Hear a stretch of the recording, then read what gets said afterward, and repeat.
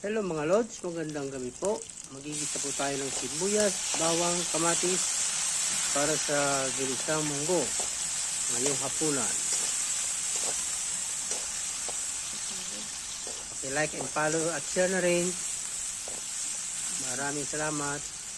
God bless.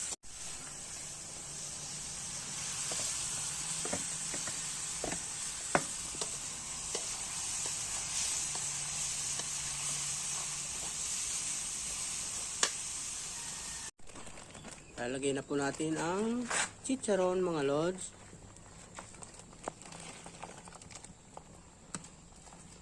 Lapit na siya maluto.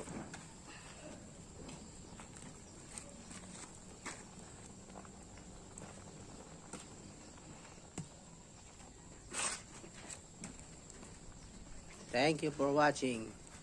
God bless.